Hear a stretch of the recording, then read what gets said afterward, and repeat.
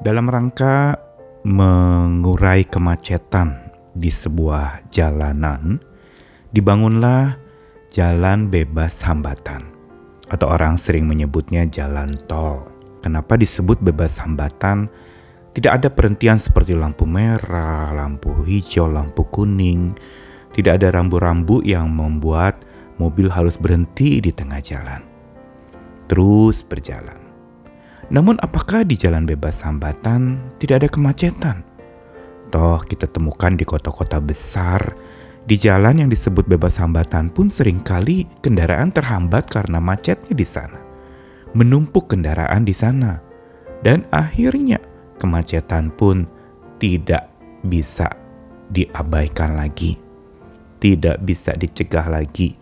Terjadi di jalan yang justru disebut bebas hambatan. Begitu pula dalam hidup kita sebagai manusia. Tidak ada yang namanya hidup bebas hambatan sama sekali. Kita seringkali menemukan kemacetan-kemacetan di dalam perjalanan hidup kita. Ada jalan bebatuan mungkin yang menyebabkan kita menjadi berjalan perlahan dan hati-hati. Atau juga jalan berkelok-kelok yang menyebabkan kita juga tidak bisa berjalan cepat. Harus hati-hati dalam setiap tikungan yang dilalui. Dan belum lagi jalan yang naik turun. Ini juga membuat seseorang berjalan hati-hati. Bukan di jalan yang luruslah sebenarnya orang berhati-hati. Tapi justru di jalan yang berkelok-kelok, berbatu, yang naik turun, di situ orang menjadi lebih berhati-hati. Karenanya, Tuhan seringkali mengizinkan hal itu terjadi dalam hidup kita. Sebuah hambatan yang justru menemani kita agar hidup kita makin dikuatkan dan makin jadi tangguh melaluinya. Bukan untuk bebas hambatan sama sekali atau hambatan itu tidak ada dalam hidup kita, tetapi dia tetap ada untuk menyebabkan kita menjadi dewasa. Dan karena itu kita perlu sadari dan pahami bahwa jalan hidup kita bukan jalan bebas hambatan. Tapi bersama dengan Tuhan, kita bisa mengatasinya. Saya Nikolas Kurniawan kembali menemani dalam sabda Tuhan yang menyapa kita hari ini dari Mazmur pasal 91. Ayat 1-2 lalu 14-16. Orang yang duduk dalam lindungan yang maha tinggi dan bermalam dalam naungan yang maha kuasa akan berkata kepada Tuhan, tempat perlindunganku dan kubu pertahananku, Allahku yang kupercayai. Sungguh hatinya melekat kepadaku, maka aku akan meluputkannya. Aku akan membentenginya, sebab ia mengenal namaku. Bila ia berseru kepadaku, aku akan menjawab. Aku akan menyertai dia dalam kesesakan. Aku akan meluputkannya dan memuliakannya. Dengan panjang umur akan kukenyangkan dia, dan akan kuperlihatkan kepadanya keselamatan daripadaku. Mazmur 91 ini mazmur yang begitu indah, yang memberitahukan kepada kita, mengingatkan kita untuk tetap duduk dalam lindungan yang maha tinggi. Karena apa? Orang yang duduk dalam lindungan yang maha tinggi dan selalu bermalam dalam naungan yang maha kuasa, itu memiliki keyakinan iman yang lebih. Dia bisa berkata kepada Tuhannya, tempat perlindunganku dan pertahananku adalah Allahku yang kupercayai. Sebuah pengakuan iman sesungguhnya. Orang yang beriman akan suka mengakui imannya. Bahwa tempat perlindungannya, kubu pertahanannya adalah Allahnya yang dia percayai. Ini sebuah pengakuan yang sangat baik. Konfesi yang sangat dalam. Kenapa saya katakan dalam? Karena Mazmur 91 atau Mazmur-Mazmur adalah sebuah tulisan tentang seseorang yang bukan saja memahami Allahnya, tapi yang mengalaminya dalam hidup mereka. Dan karena berangkat dari sebuah pemahaman dan pengalaman yang berkolaborasi jadi satu, maka pengakuan iman itu menjadi hidup. Karena dari pengalaman iman muncul pengakuan iman yang menyebabkan orang makin beriman mendengarnya dan membacanya. Dan ada janji setelah pengakuan iman itu, pemazmur menyampaikan apa yang Tuhan katakan kepadanya. Sungguh hatinya melekat kepadaku, maka aku akan meluputkannya. Inilah dia orang yang mengakui imannya.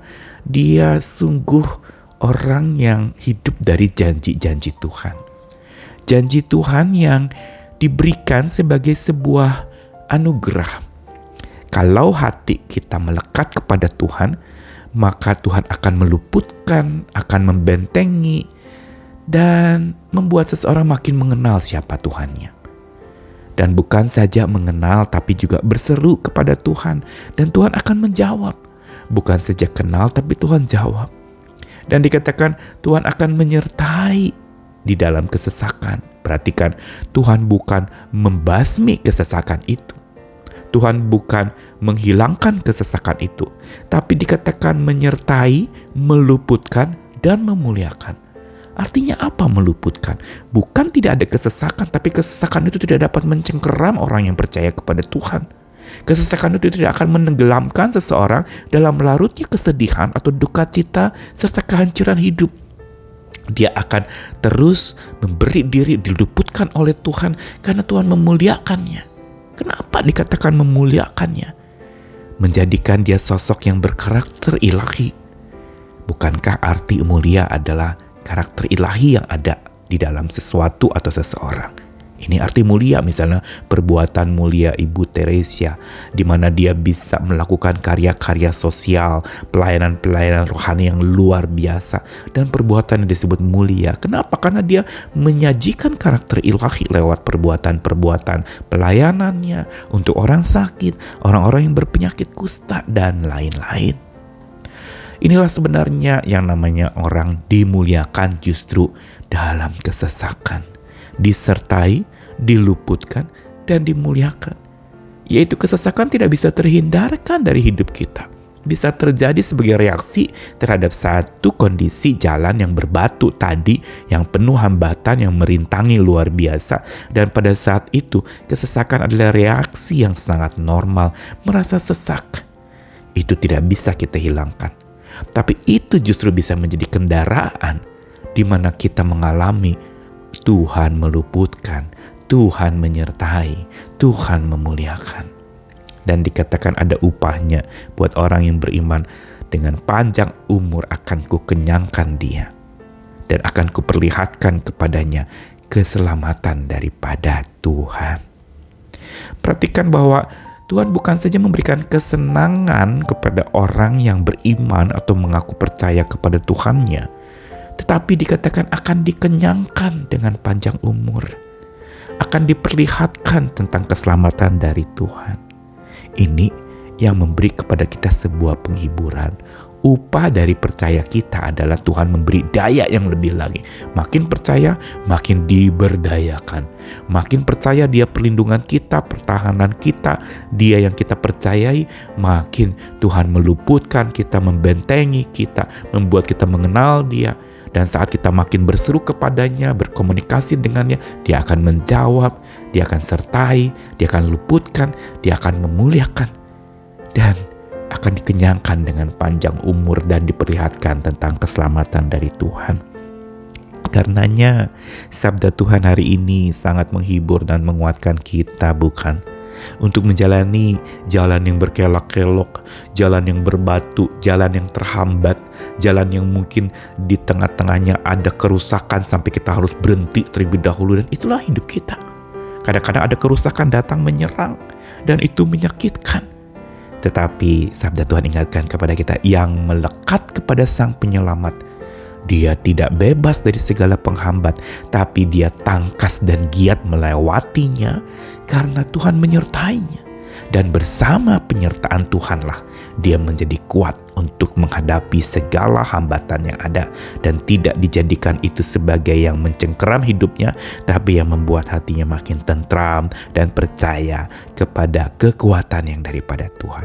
Selamat berjalan lagi, apapun hambatan yang merintangimu, ingat Tuhan memberikan keselamatan yang membuat kepada kita hati yang bersyukur dan bersandar kepadanya. Amin.